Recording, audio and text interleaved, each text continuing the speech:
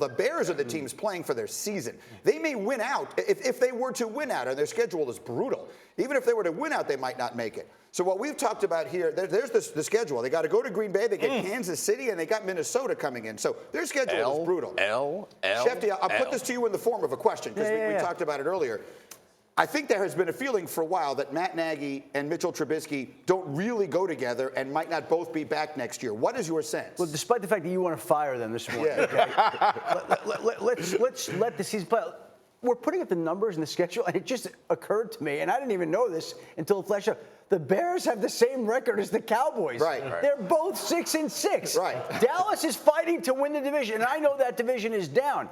But Chicago's 6-6. You're ready to fire the head coach.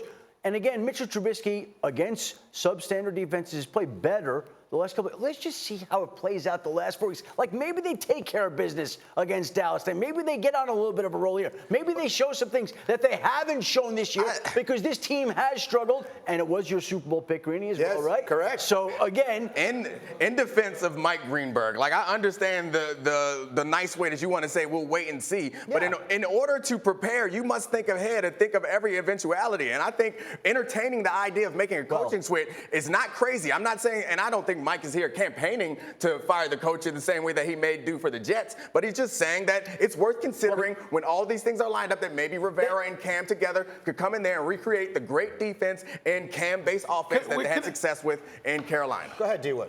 Okay. You guys are talking about a man in Matt Nagy who was coach of the year last year.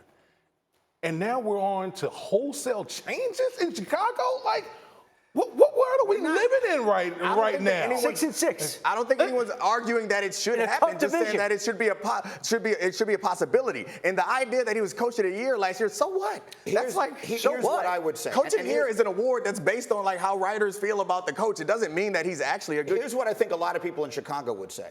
Is that they traded up to take Mitchell Trubisky with the number 2 pick in the draft, forgetting who he got drafted ahead of. You can't redo that. But he has regressed terribly. The fact that he's played better the last 2 weeks covers up a little bit the fact that he was probably the worst starting quarterback in the NFL the first half of the season. And that's where we get back to Domonique's point about planning.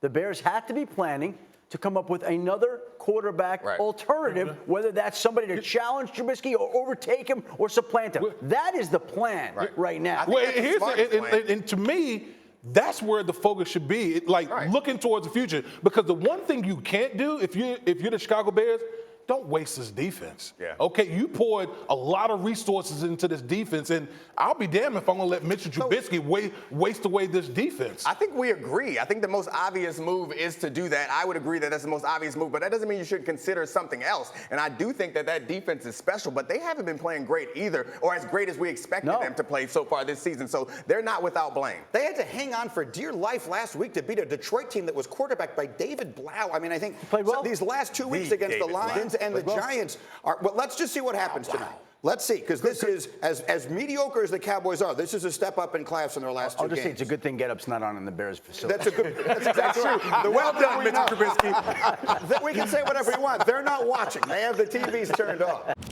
Thank you for watching ESPN on YouTube. For more sports and analysis, download the ESPN app, and for live streaming sports and premium content, subscribe to ESPN Plus.